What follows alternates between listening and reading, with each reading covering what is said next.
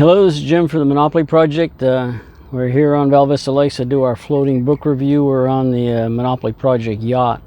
Every successful real estate investor has a yacht, and this Monopoly Project yacht, unfortunately, it's the Bikini Girls' day off, so you just have me, and I'm floating on Val Vista Lakes. Early May, it's just about sunset. The sun's just, I think, that's why I'm squinting a bit. And also, you're getting a slightly different view of me than normally, because I came on board with my tripod, which I normally set the camera on, and I dropped it, and the thing actually broke off. The thing that holds it, you can see it's cracked, broken right here. So I propped up the phone recorder on the front of the console here, and we'll do it from here and see how it works. It's interesting, we bought that tripod 30 years ago, and Michelle and I, when we first got married and moved to Virginia. We've had that tripod forever, and so anyway, let's get on to our book reviews. This time I had to write notes down because we were actually scheduled to be at a city planning meeting this evening.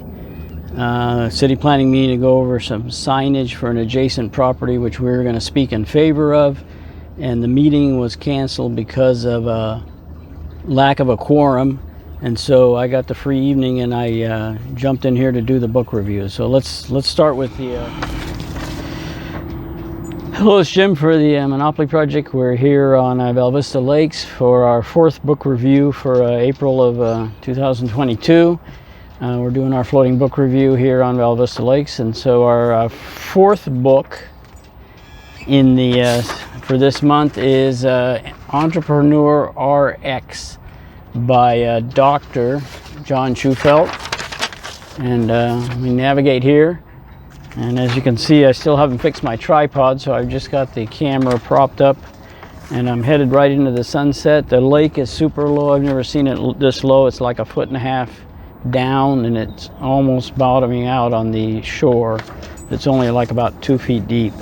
So anyway, I got this book here from Forbes. Forbes is one of the few magazines I still subscribe to because I like the stories in it, and they have a series of books that they're publishing, and so this was listed, and I got this book because my friend Christian has been accepted to medical school, and he's planning on going, and he's an entrepreneurial guy, and so I figured I'd read the book and pass it on to him.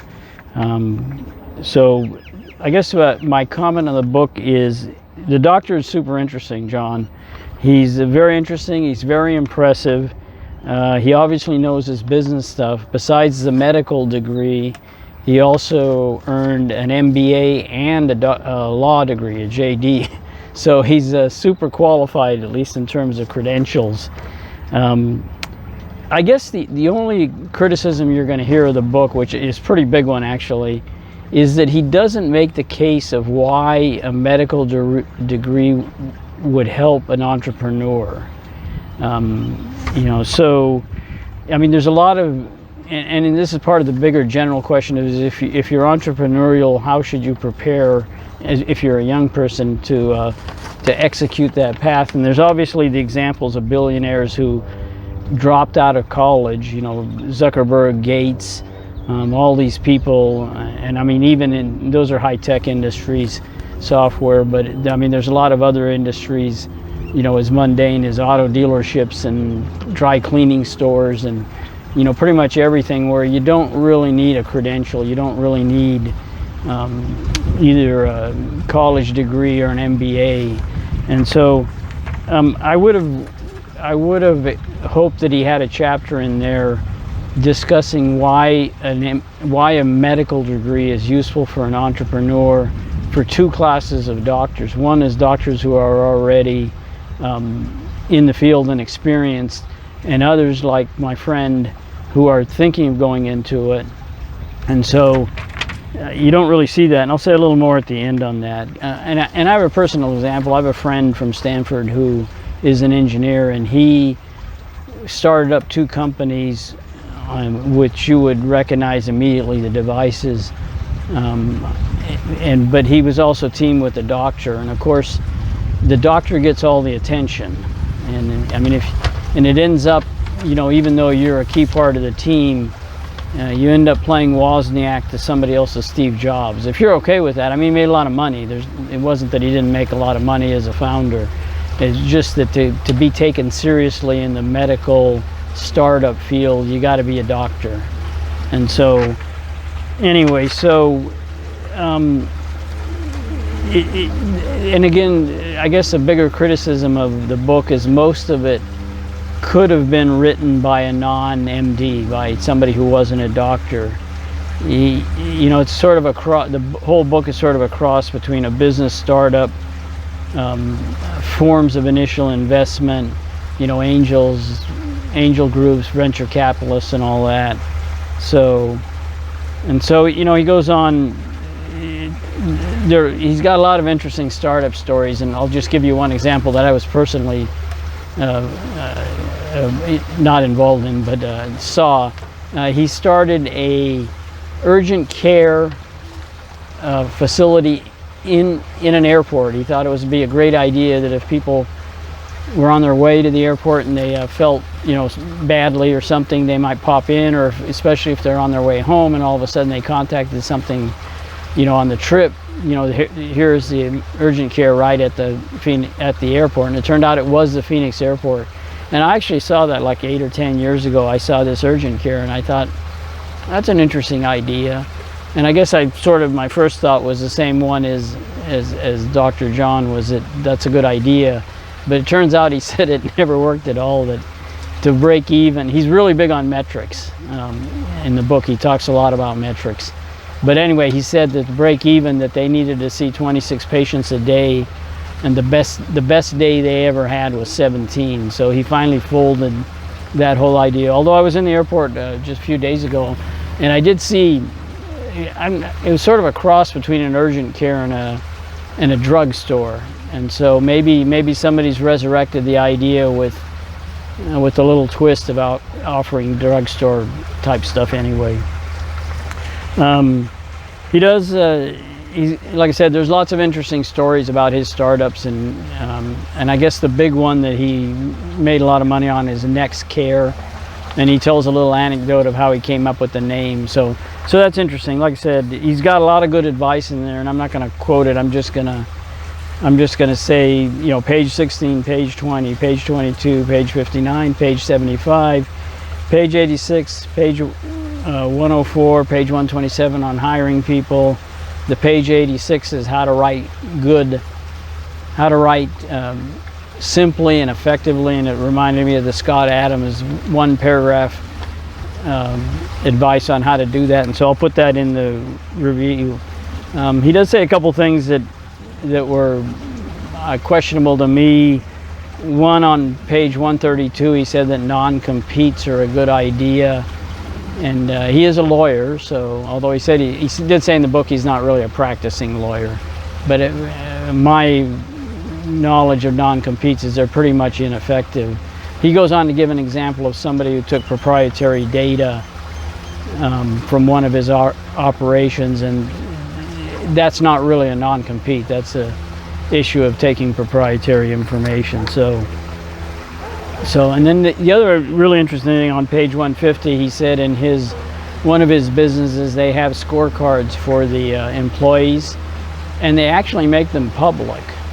And I was sort of surprised by that, and he gives a rationale, public being within the organization, not public, but so that every employee knows how every other employee is doing. And he gives a rationale for that, and when I thought about it, I said, yeah, that sounds reasonable. So that's one of the many interesting things he says. So definitely the book is worth reading, but again, it's interesting, it's fun, lots of examples, good business advice. But again, I would like to see a chapter on why would you get a medical degree if you wanted to be an entrepreneur. And to me, it goes back to the anecdote I told earlier, is that if you want to go into a medical device, medical business field and be either an entrepreneur in terms of a startup, we got a dog over here, an MD degree would be useful. And also, I think he could I think it would be a good idea if he did that, because then he could expand the concept of the book and talk about, you know, when does it make sense to be a lawyer and an entrepreneur? When does it make sense to be an MBA and an entrepreneur? And sort of, you could make a franchise there in books on you know, what fields of study would help an entrepreneur. So in any case, again, the book is the Entrepreneur RX Prescription by John Shufeldt. Interesting, but he missed a big opportunity. In any case, this is Jim for the Monopoly Project. We'll catch you on the next floating book review. I think we got 2 left for the month of April. I'm running a little behind with the, you know, we bought the new building, the Gold Spot in downtown Phoenix, and so we're catching up on setting that all up like we want to. We also had, it was Mother's Day. We went on we also, in addition, we had my cousin Willie's 90th birthday, and so we went to visit him in California. We got coming up John Johnson, one of our the Monopoly Project authors. He's getting his MBA from USC, so we're going to attend that next week. We got birthdays coming up and all sorts of stuff. So we've been kind of busy. We're a little behind, but that's okay. In any case, again, this is Jim from the Monopoly Project. We'll catch you on the next floating book review. Thank you.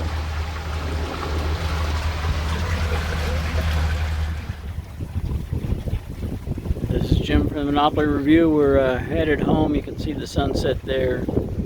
Hopefully you can hear me. There's quite a bit of wind, and I don't have the mic on anymore, but you can see the, maybe you can't. I'll try and zoom in on the ducks. You can see the ducks. And so we're headed home from Val Vista Lakes. Here's some ducks over here. Friendly ducks. And looks like maybe Rick, our neighbor over there, used to run a sailing instruction class. Looks like he's trying to put up a sail. Oops. So let's cruise on over there and see what he has to say. I'm not doing real good with the phone, am I?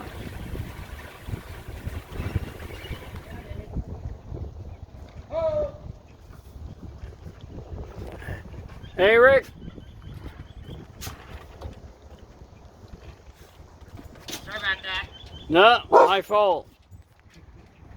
40 years ago in college, I took a sailing class. I was terrible. I was always in irons. I'm kind of good at this, actually. You are good. You had. I didn't see you.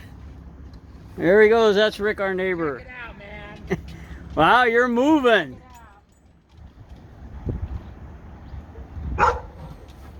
Yeah, that's Rick, our neighbor. He fixes docks. He's a chef. He's got this dog. And he, like I said, he used to teach a class on how to do sailing.